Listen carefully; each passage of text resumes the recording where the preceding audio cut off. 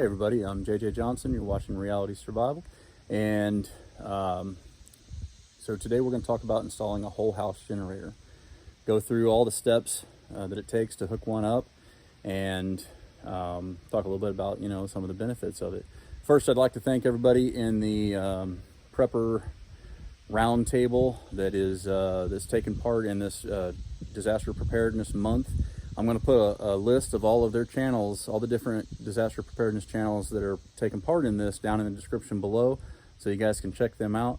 I think the next video in the series is going to be Magic Prepper, so you can take a look at his video as well, and go back and make sure you're subscribed to all those channels and all that kind of stuff. But anyhow, with whole house prep or whole house generators, you get several advantages. Convenience. Basically, this 22 kilowatt generator is run off of my propane tank, which is a 1,000-gallon propane tank, and so at full load I can run that for about 2 weeks. Now obviously I can ration that out and make that go a lot longer, and I've also put in a wet line over here where I can use bottles off of it, like 100-pound bottles or 40-pound bottles or 20-pound bottles. These do eat quite a bit of power, or that because they pretty much run full out, so you can run your AC, your heater, everything, your well pump, all of it. Your whole house will run, and that is super convenient because 90% of the time, or more than that, probably 99% of the time, your power outages are only going to last a few hours to maybe a day or so. So it's not a big deal. In a long-term situation, you're going to have to come up with some other solution because you're going to burn through propane too fast. So it's important to note that this is really for regional disasters, regular power outages and stuff like that. It's not for a long-term SHTF grid down kind of situation, because you're going to have a limited supply of propane. Now, for those people who hook these up to a natural gas connection in the city, you might have power or gas flowing for a longer period of time. That's possible, and that may work better for you for longer situations. There are some offset risks with this, obviously. When nobody else has got power and your house has got power, and people can see that and they can hear the generator running because it's pretty loud, then that presents a little bit of a security issue, so you have to keep that in mind. I'm going to be putting a fence around it, around mine, just to keep it a little bit more low profile and to lower the sound signature somewhat. But it is what it is. There's not anything you can do about that too much, except for just be aware that people in times of crisis might be willing to come up and try to take what you have. So let's see. The installation is fairly simple, as you'll see. If you've got basic knowledge, you can probably do it of electronics and stuff, but really you should probably have a professional come and do it for you. I have my neighbor who's a licensed electrician come and help me, and that's the best recommendation I can give you. If you're really into construction and you really, like if you're comfortable installing your own breakers and panels and and that kind of stuff in the house, this kind of installation, then you're probably going to be okay to do it if you got enough knowledge on it. The one thing you will have to do is you'll have to get a permit. You have to pull a permit from your local county inspector, and you have to have the power company come out and shut down your power when you're ready to wire, and we'll go through all that here in the steps before long. But the installation is not that difficult, so why don't we go ahead and get into those steps, and you'll kind of see how it breaks down.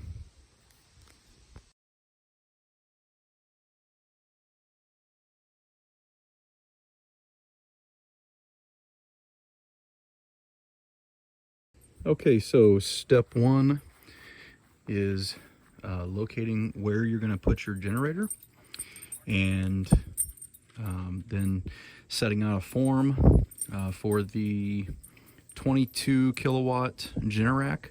I'm going with a 30-inch wide by 54-inch wide platform, and that should be just about right with the skirting and everything that goes around it. One thing you do need to take into consideration is your local code and how far away from your house it needs to be.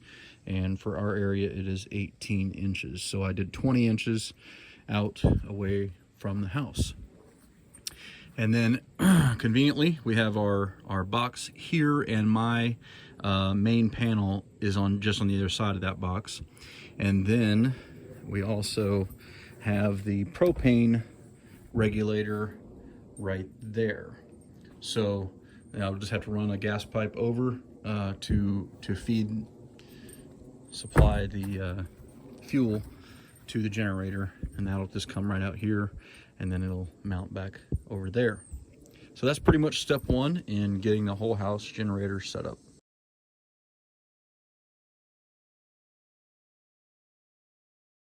Step three, make sure you've got your propane regulator installed and that it is up to date and ready to go. You don't want to use an older one or whatever and then have the propane tank company come and require that you change it out and all that. So make sure that's all up to date and ready to rock and roll. Step four, go ahead and unbox the generator. This is a Generac 22 kilowatt, so 22,000 watts.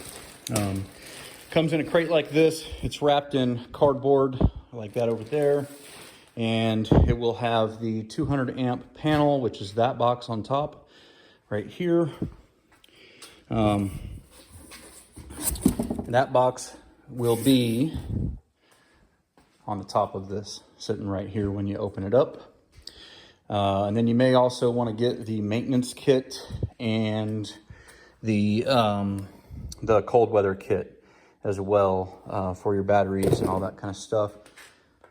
Step five, make sure that you order the proper amount of electrical cable and the right type. To make this a real easy install, you can go to zillerelectric.com and you can get this, 10 wire. It's got 10 wires in it. It's got 3 little control wires, 6 total control wires, and then the 4 bigger wires. And if you look for the size of your generator, Ziller Electric will have it laid out on the table. But you want to make sure you got enough of that to wire everything. And it's pretty expensive. I want to say the 14 feet that I needed was like, I don't know, $150 or something. It's very expensive. So get that all ordered up ahead of time so you got it ready to go. Okay, so the next step is you want to place the generator on your pad, get it centered up and squared away. The next step is to go ahead and fit your gas pipe and do the dry fit first, make sure you got what you need, and then put everything together with pipe dope and get it all in place so it's ready to hook up to the generator. Next step is to locate where you want to put your panel and cut out the drywall for it. The closer you get to the panel you have, the easier it's going to be, the less materials you have to buy.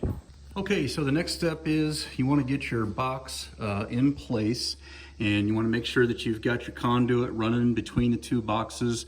Make sure that you get your bushings on there and on there. That way, you know, the cord doesn't rub or anything like that, or the cables, the wires. Same thing on the bottom here.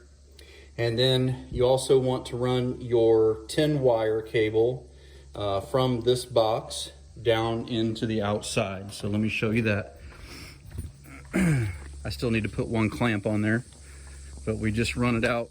And it's not necessary to run it through a flexible conduit, but it looks better and offers more protection. I've still got to seal this up with some silicone, and then I'm going to take and I'll put a clamp right there up against the house to hold it in place, and then that runs over into the generator. Let me pull this open so you can take a look at it real quick. I've just got these screws in here temporary right now. Okay, so I got my panel on, dang it. Hang on a second, let me pull that off. Okay, so we got this cover off, And this is your 10, this is the end point where your 10 wire cable comes through. You're going to take the green wire, hook it down there on the ground. Your neutral is going to go right here on that neutral. Your red feed to this right across from the other red feed, and the black feed right across from the other black feed. Doesn't matter if those two get switched. Then you've got your 6 control wires. So your 6 control wires, you go black here, and you can see there's a black sticker behind it. And then red here, got the red sticker behind it, and white here with the white sticker behind it. Back here, you've got yellow, then yellow with a black trace, and then blue right there. And all you got to do is just push those in, just push that little plus sign in, and then put the wire in there and then let it up, and it'll go. And then you're wired up as far as that main cable. Okay, so now here on the inside, you're going to take your big red feed, and that's going to go right up there into that terminal. You can take this little plate off. Here, I'll show you. So, my dogs are making noise. So then our red feed goes into here. You want to get that nice and tight. And your black feed goes into there. Then your neutral, come up here, go into that neutral there. Your ground wire, come up here and go into there. Then your 6 control wires go right here, and it just comes straight down the line, blue, yellow, yellow with black stripe, black, red, and white. And then it's a small little flathead screwdriver, and you just tighten those in right there. All right in a row, all color coded, and it makes it very difficult to get mixed up. So that takes you up to about where we are right now. Okay, so for the next step, you need to have your power company come out and disconnect your transformer or your power meter. For the transformer, what they did is they came out and they pulled a fuse, which is here, and you need to make sure to have them do that because there's special tools required, and that's the fuse there. And you don't want to get yourself electrocuted, so don't mess with that. Make sure that you have a professional come out and disconnect your power. And then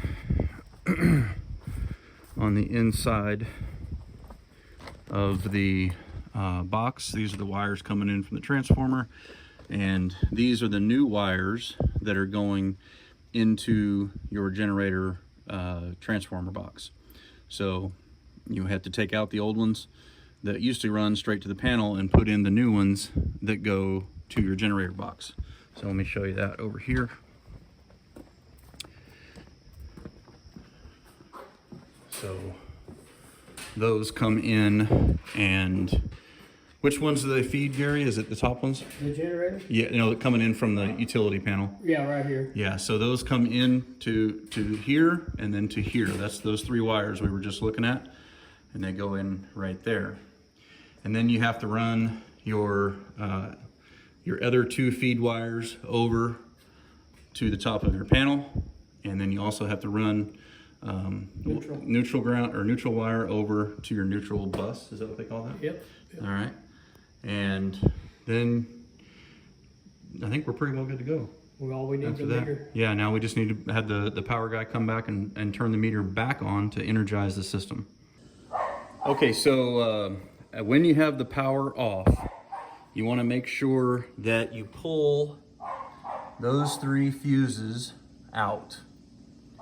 And then once you have the power guy come back on and turn the power on, after the system is energized, then you can go ahead and put those back in.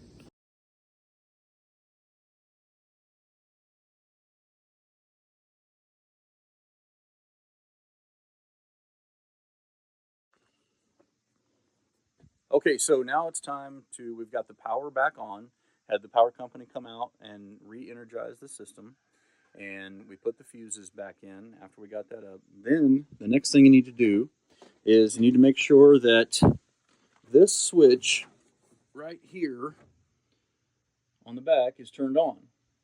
Then you also need to make sure that this switch is turned on. And then you can go through your setup wizard, and kind of to get into the menu, what you need to do is hit escape and enter, and then that takes you into the menu system. So if you go to, I think it's system. Nope, I did that last time. It's not system. It's sub menus. We're going to go down to sub menus. Just click that arrow, hit enter, and then we go into edit. Okay, so we go to edit, and then that'll take us through all the setup menus. So if you want English, okay, then that's good. Hit the down arrow. Oops, I'm going to stay with English. And then hit the down arrow. Then that'll give you your fuel selection. So that's LP for liquid propane, or if you hit it, it'll let you go to natural gas too. But we want to stay on liquid propane. Then hit your down arrow. Cold smart start, yes. Hit your down arrow again. That gives you your current date and time. If you want to change it, just hit enter, and then it'll go through each one with you. And then it goes to your exercise time. So I've got it set to do it at 3 o'clock on Friday every 2 weeks. And you can choose it to do it weekly, monthly, or bi-weekly. You just put your time and how long you want it to go. And firmware update. I don't have the Wi-Fi module on that, so we're just going to leave that for now.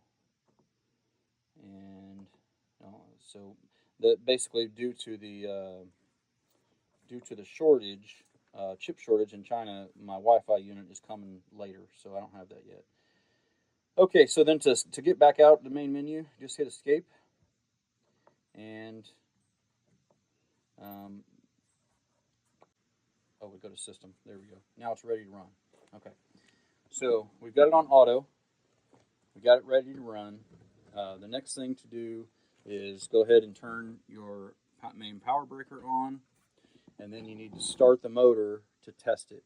So you got to make sure that you've got your gas on, your gas valve right there on, and then if you have another gas valve at your regulator or before your regulator, like I had down here, make sure that's on as well. So then when you got your gas on, then you can just do a manual start. You hit the button, and it fires up. So then on your first start, you want to go ahead and just let it run for 5 minutes or so. Make sure the gas is flowing, the blinds are purged. Let the motor warm up and all that, and and then you'll be good to go. So now we need to test it. Okay, so we got the generator running, everything is turned on, and the system is set to auto. Now what we want to do is we want to test the system by shutting off the breaker. This is now the main breaker to the house. And so if we turn that off, what we're doing is we're simulating a power failure, and then it'll take a few seconds. The generator should detect the power failure, and it should start up, and then we'll see these solenoids go and all that. So let's go through that system real quick. So we're just going to turn this off like a power failure.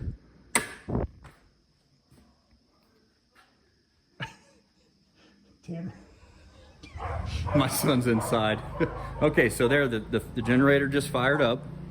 All right. So it's going. Now take a few seconds, and this solenoid fired off just now, and the power came back on. So now the house is running on generator power totally. And we'll let it run here just a little bit, and then we'll simulate that the power man came back out and turned the power back on. They fixed the line or whatever the case may be, and it'll shut down. Okay, so let's say that the power man shows up and he fixes the problem. He turns the power back on. So the generator is going to detect that, and it's going to switch the solenoids back so that we're running on grid power again. Take a few seconds here. Boom, there it goes. Now we're back on grid power. The generator will continue to run through a warm down cycle, and then it will shut off. And that is the generator installation. That's it. That's all you got to do. Well, we'll see if this thing turns off automatically. It should before long.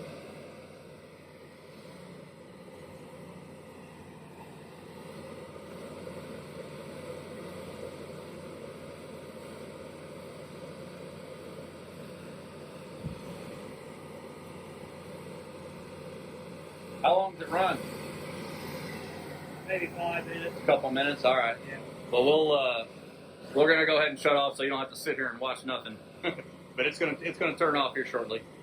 All right. So the generator just shut down. It literally shut down right after we turned the video off. Now, if you're running off of a 1,000-gallon propane tank, hey Gary, you said it was about 2 weeks, right? How long it would run off of a 1,000-gallon propane tank?